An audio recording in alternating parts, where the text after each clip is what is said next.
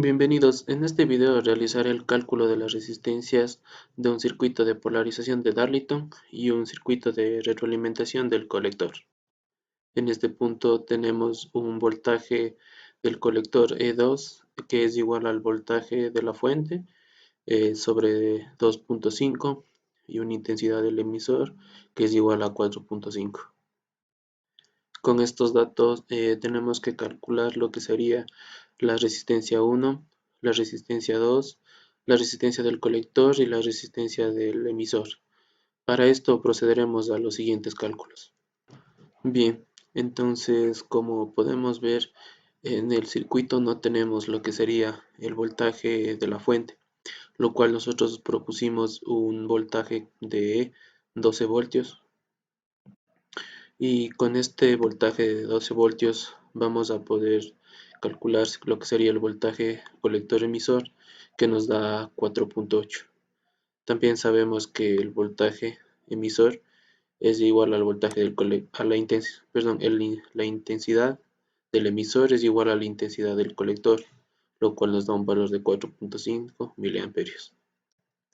También con estos datos que tenemos, procedemos también a calcular lo que sería el voltaje del emisor 2, que sería igual al voltaje de la fuente sobre 10. Aquí tenemos 12 voltios dividido para 10, lo que nos da lo que sería 1.2 voltios. Con esos datos calculados procedemos a calcular lo que sería la resistencia del emisor, que sería básicamente el voltaje de la resistencia del emisor sobre la intensidad del emisor 2, lo que nos daría un resultado de 266.67 por 10 a la 3 ohmios. Luego de eso, con los datos podemos identificar los voltajes que actúan en la malla de salida y con los mismos datos conseguimos lo que sería la resistencia del colector, que en este caso nos da 133.35 kiloohmios, y con esa misma variable conseguimos lo que sería el voltaje de la resistencia del colector, que nos da un total de 5.99 voltios. Ahora, a continuación, entonces, con los voltajes del colector emisor 2, que sería de 4.8 voltios, y la intensidad del colector, que sería de 4.5, vamos a obtener lo que sería una intensidad V2. ¿Cómo sacamos esta intensidad?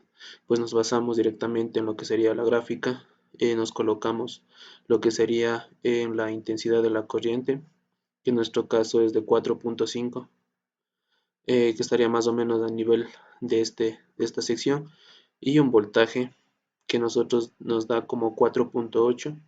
Entonces estaríamos más o menos por aquí dándonos una aproximación. Hemos obtenido el valor de lo que sería de la intensidad V2 de 10.5 microamperios. Este dato lo que nos ayudaría es para encontrar lo que sería la intensidad del colector 2 y también lo que sería la intensidad del emisor 1. Aquí también, como tenemos el mismo dato que nos da, nos ayuda para sacar la intensidad del colector 1, que nos da un total de 10.05 microamperios. Y también dependiendo de los datos que obtenemos aquí de la intensidad B1, de la misma sacamos lo que sería beta 2, que sería la intensidad del emisor sobre la intensidad de la base.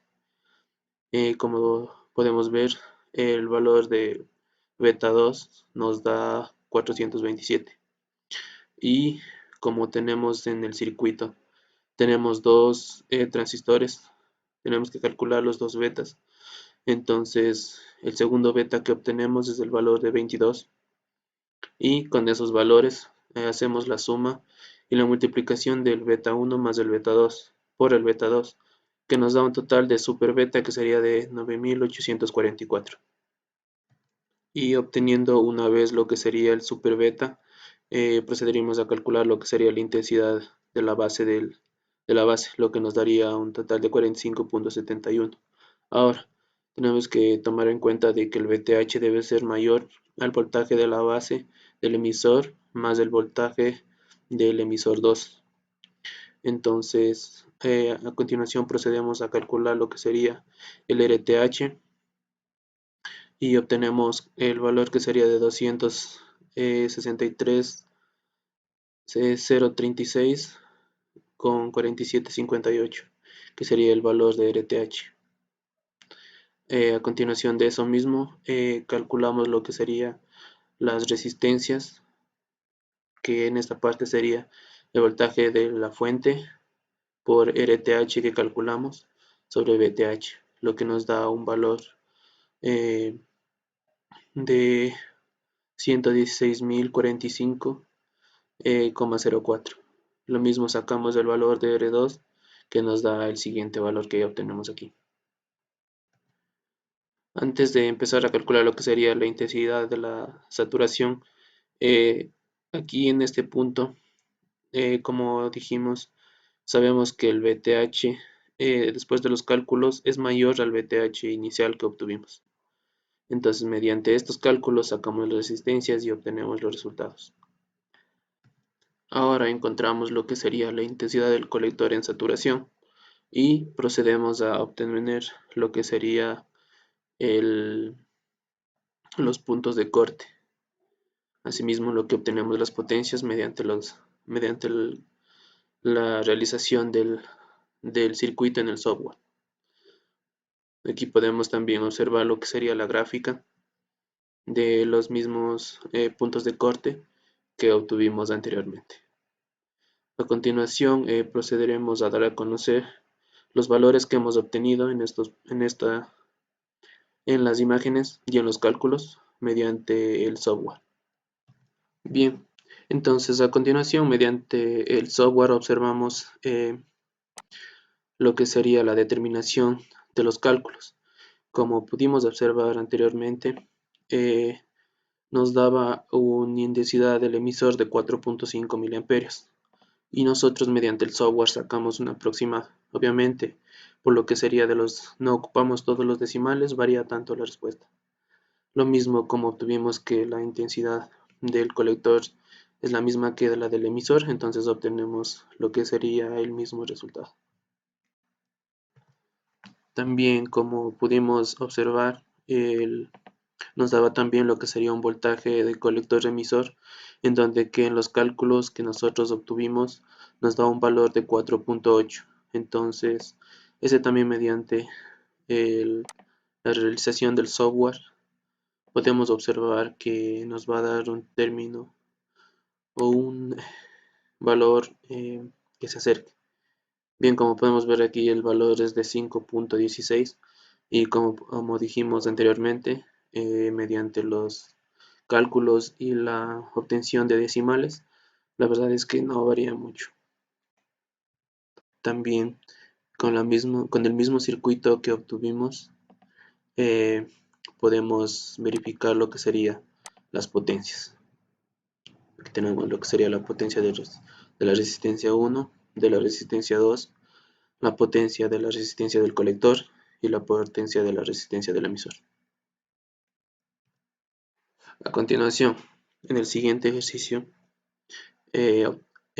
tenemos que lo que sería sacar los mismos cálculos que obtuvimos anteriormente, pero ahora nos da un voltaje de colector emisor, que sería del voltaje que le vayamos a dar a la fuente, dividido para 1.5. Y aquí cambia el valor de la intensidad del emisor, que nos da igual a 2 microamperios. Nos dice que el valor de esta intensidad del emisor, como dijimos, tiene que ser igual a la intensidad del colector. Entonces, a continuación vamos a verificar los datos que obtuvimos.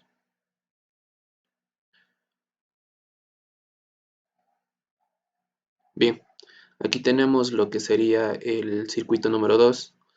Como propusimos anteriormente, el voltaje de la fuente lo vamos a proponer como de 12 voltios.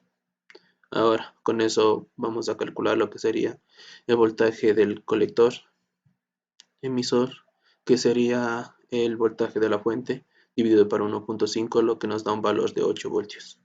Como propusimos también, la intensidad del emisor tiene que ser igual a la intensidad del colector. Entonces proponemos que la intensidad prima del colector es igual a 2 microamperios.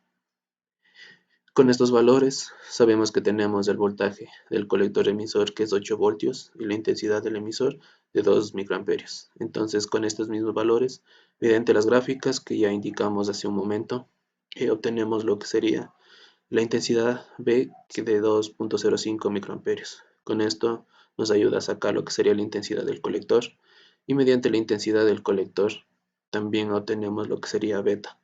En este caso, como tenemos un solo, en este punto, como tenemos un solo transistor, solo tendríamos que calcular lo que sería un beta. En este caso nos sale el valor de 799.